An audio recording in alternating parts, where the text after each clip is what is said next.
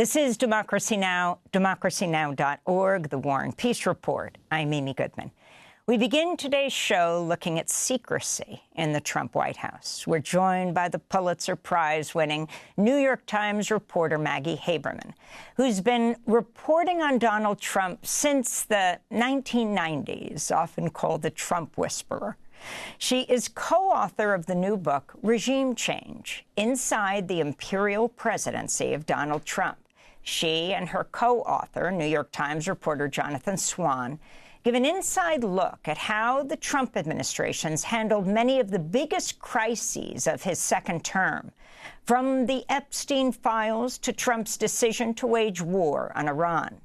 Haberman and Swan report many key decisions are made by Trump, along with a tight-knit group of 5 to 6 people in the room with him. Haberman has also been reporting on many recent controversies involving Trump, including the decision to fly the president out of a recent NATO summit on a secret plane due to an alleged Iranian threat. Trump had arrived in Turkey on the newly refurbished Boeing 747-8 jet, gifted to him by Qatar. But on his departure, he was seen boarding the older Air Force One. But then the Secret Service used a catering truck to secretly transfer Trump to a military jet. Well, to talk about all of this and more, we're joined by Maggie Haberman. It's great to have you with us. Thanks for having me. I really appreciate it. Before we start with regime change, let's start with this story. But I actually want to start before he got into that older U.S. Air Force One. To the subpoena to the New York Times reporters, your colleagues, for the earlier story that the U.S. Air Force One that was gifted to Trump, and I say Trump, not exactly the United States, by Qatar, wasn't militarily prepared to protect him. And then the Trump administration was so angry that they subpoenaed the reporters and family members.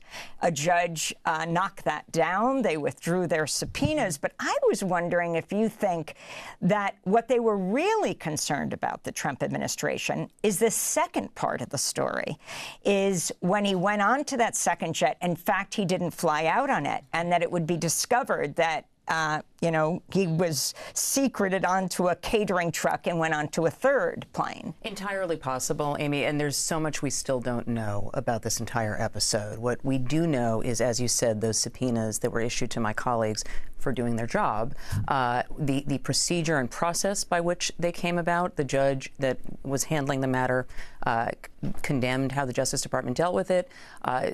Subpoenas are not new to reporters, as you know, but this is not how it is supposed to be handled. It's not supposed to be within the first 24 hours of a story. It's supposed to be the last stop.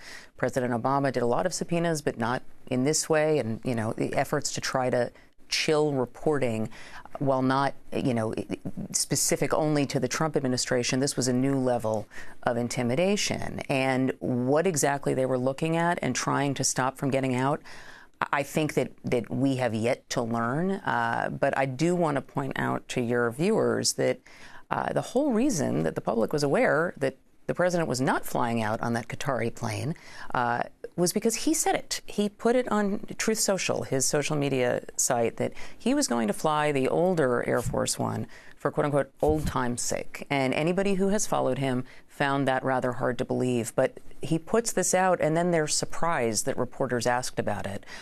Anyway, there's so much about this whole episode that we don't know yet. And then explain what happened coming off that plane onto the third plane.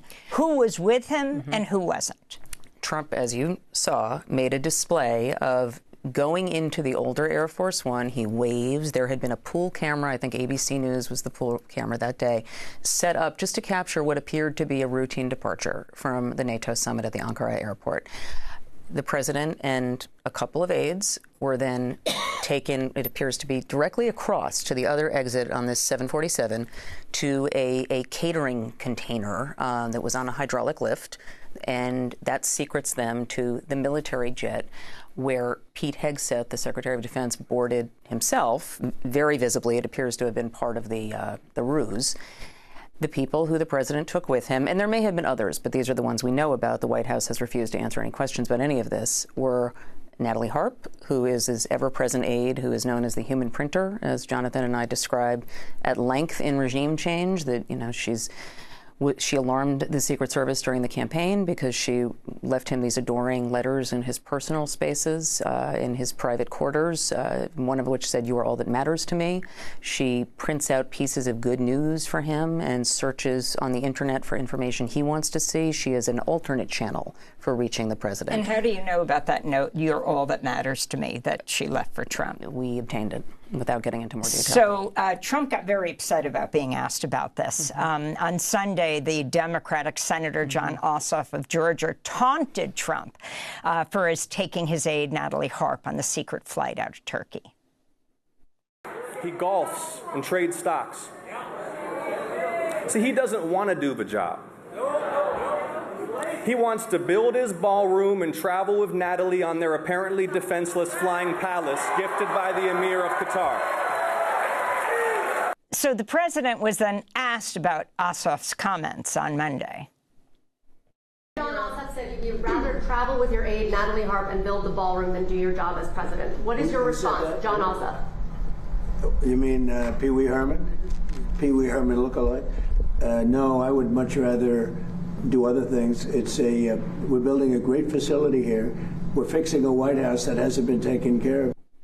So that was the president responding. And as you say, Maggie, you write extensively about Natalie Harp and regime change. Tell us more about her and why you think Ossoff's raising this and her name is being raised at this point, and what it meant for her to be one of the few people on this third secret plane with him. I'll work backwards. Natalie Harp is essentially a body person, for lack of a better way of putting it, but she is, I described her as something like a human binky a couple of days ago, and that really is what she is. He describes her, as we report in the book, to staff as, somebody who loves him as much as his wife and children. And he would say to aides, "You'll all go off and make money. She's never going to leave me." That's one. Walt Nauta, who is his actual body guy, also now the head of the Oval Office, whatever. He has some official title. Who was Trump's co-conspirator, indicted in the Mar-a-Lago documents case. Dan Scavino, who has been with Trump forever, started out as a caddy at his Westchester golf course. Those are three very personal aides. They also do deal with his social media piece.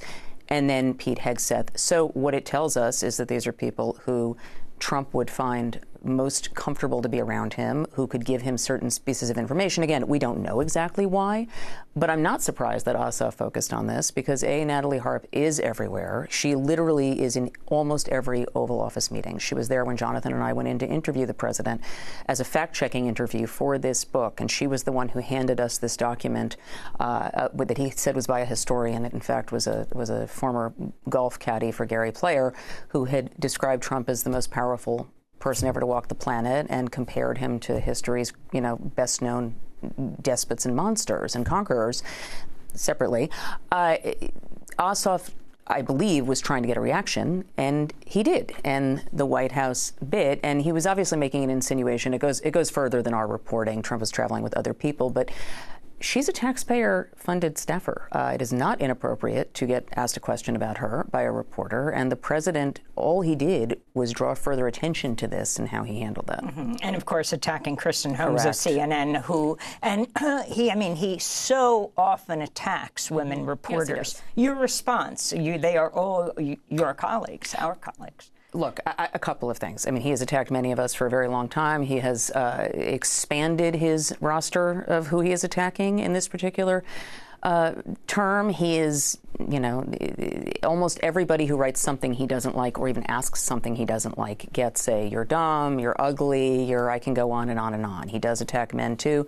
With women, it is always about their looks. The Kristen Holmes attack, first of all, Caitlin Collins does an incredible job, and she is basically alone in there every day because this White House has taken control of the media pool that covers him. It used to be decided by the White House Correspondents Association.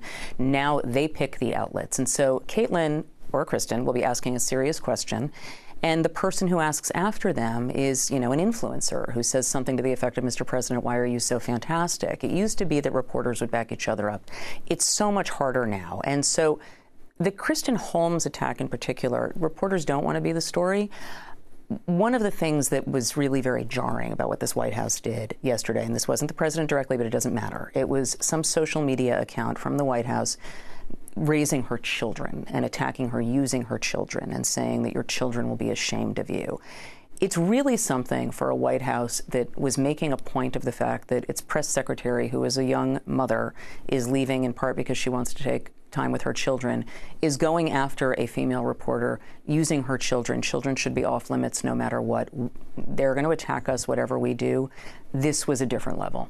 Why doesn't he attack you? I mean, yes, he's called you maggot and other names, but actually, you've been covering him for decades.